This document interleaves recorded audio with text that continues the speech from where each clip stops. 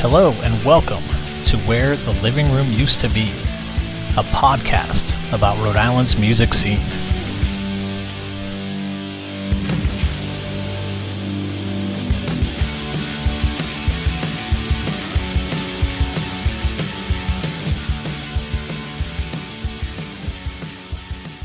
Matt, I wanted to ask you, has there been a piece of music advice that's been given to you from like a mentor, a fellow musician, someone else in your like musical community that they passed along to you that you would like to share? Besides, like, who gives a shit? Like someone told you that, like, hey, don't worry about it, man. Like, who gives a shit? Like, essentially. Yeah. I mean, it's, like, just be fucking true to yourself. And there's that fucking Kurt Cobain quote that is actually, like, the audio clip in the beginning of a Page 99 song that's... punk rock should mean freedom, about liking and accepting whatever you want and playing as fast and sloppy as you want, as long as it's good and has passion. And that's really like, I mean, if it doesn't have your soul in it, then don't fucking bother. You know? I mean, you can play as much as you want to keep your chops up and stuff, but seriously, like, play your goddamn heart out and live and play unapologetically. And, over time, everybody develops skills. Some develop them faster than others, but really just... do what feels best for you. And, I've spent my entire career just, I'm a bit of a perfectionist, and I'm not interested in things unless they're challenging for me. Okay. So as far as like passion play goes, especially, like everything that we've written, I've kept in mind, like, to challenge myself personally. Okay. Yeah. And I don't care what people think about it or what people have to say about it.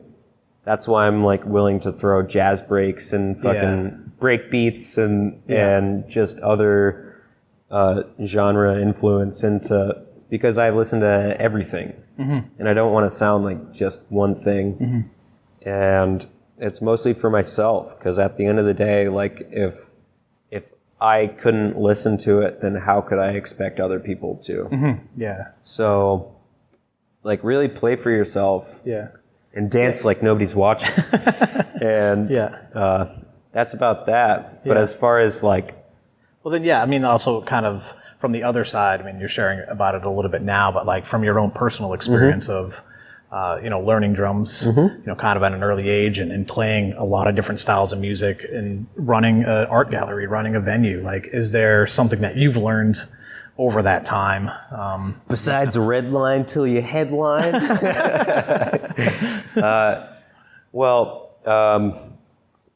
I'd say for starters, Nick Belmore, the guy that recorded a lot of my early albums, and also he played drums for Toxic Holocaust, currently plays for Dee Snider, and played on the Corpse Grinder album and stuff like that. He really taught me about the snap needed to get the snare sound that I've been trying to achieve for a long time. Yeah. Of like how to actually have your stick hit the snare. Physically, yep. Just like shooting for rim shots, essentially. And shooting for every hit to be a rim shot. Okay. And like straight up punching my thigh. Like getting that hit, because you can't just rely on like sample replacement and stuff in the recording environment. It's got to, if it's not real, it's never going to sound real. Yeah. If that velocity, if that impact is not there, then you're never going to, you can't just feather your way through this kind of music. You got to really be hitting. So I've always hit hard, been told to hit harder, so I started hitting harder, you know, and that honestly like helped me get faster. Oh, really? Okay. Learning just how to really control and dial in, like the whip technique and whip and finger technique, and just really combination of all different types of sticking to get the velocity and get the sound and get the speed and get the accuracy that I really am looking for. And I'm still like not playing as well as I would like to. Okay. And do I don't you practice a lot? I do. Yeah. Okay. Practice sticking a lot. I played drums as much as I can. I've got a lot going on in between work and life and vocal and in both of the bands that it's hard to find all the time that I would like. But try to practice as much as possible. Practice to a metronome. I'm not always excellent with that, but it doesn't matter. It could be discouraging or whatever, but you know, you're not practicing for fun. You're practicing to get better. Yeah. So that's something that I've always tried to hold on to. And also like the bigger the kit doesn't make you a better drummer. Yeah. I started off on like an adopted kit in the metal realm, kit that wasn't mine, that was super elaborate. And I thought that's something that made somebody a great drummer, but then actually it wasn't until I reduced my kit down to a 4-piece with 2 cymbals that I really started getting my chops together. And really started to dial it in. And then I've slowly added a little bit more. Now I play a 5-piece. But yeah, don't give up. There's going to be a lot of time where you feel discouraged and you feel like you might not be making progress, but then take a break and then come back 2 weeks later and you're like, holy shit, I'm actually like proficient. Yeah. You know? No, exactly. And you play SJC Drums, correct? Is that are yes. you connected with them? Yeah, I'm endorsed by them. Yeah. And the kit that I play is it's a custom Providence series jazz kit. I love the wrap on it, the Merlot, with the brass hardware, and it's originally when I was picking my kit after the endorsement, I was shooting for like a solid black kit, and then I started to think about it and was like, no, that's too fucking predictable, you know? Everybody's got a black kit, you know?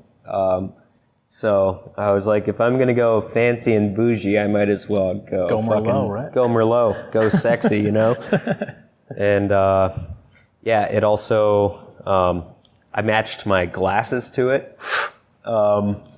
It matches there you go. my brother's Jeff Loomis Schecter series, custom series guitar in tone. So there's a lot of reasons that I went with the color that I went with. SJC, they're out of Southbridge, Mass. I got onto them mostly through drummer Ken Topham from Giraffes. Okay, yeah.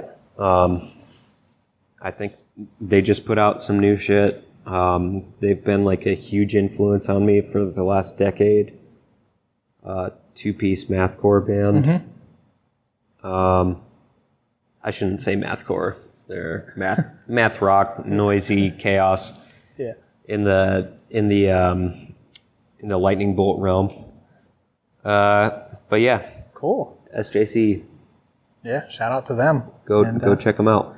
And then, for this segment, I'm always just kind of curious as a musician, like what inspires you. And it could be like not just the drummers or the musicians that are in your life, but like just in life, what, kind of drives you to continue to make music or run this space or whatever.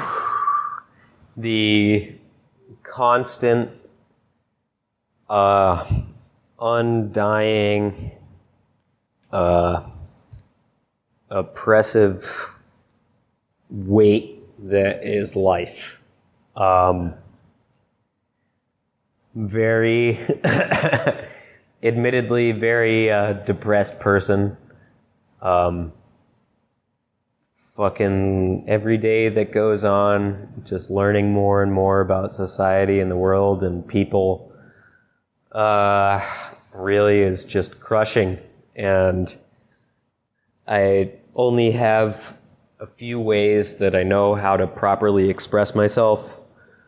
And one of them is drums. So I wail on drums with friends of mine that feel the same way about life and so happen to have similar musical influences. But besides that, something I've always done is my brother being the kind of guitarist that he is and the guitar influences that he's always had and passed down on to me. As a drummer, I've always been jealous of guitar, and I've always wanted to play guitar better, but my fingers are fat and dumb. And so sometimes I play bass to make up for it. But I've always tried my hardest to play guitar on drums. Okay. And with a lot of the bands that I listen to, like especially Giraffes, speaking of them, just being like a two-piece, incredibly dynamic band, and having that as a band that I listened to back in high school, back when me and my brother were writing music as a two-piece metal band, just like learning from their dynamic of how to throw beats and riffs back and forth together was something that I can't even put value on that's affected my style. Yeah. No, well, Matt, thank you so much for sharing this stuff. And thanks for asking. Yeah. Cool. Thanks for listening. As you heard Matt just talk about, he likes to pull from various styles of music with the songs that he writes. And as I listen to his catalog, I've noticed that he does this a lot. But I think a song that showcases this well is Passionplay's Dreamless. So I have that track for you here right now. And again, if you like it, please support them by picking up their latest EP, Sinking, on Bandcamp. Enjoy!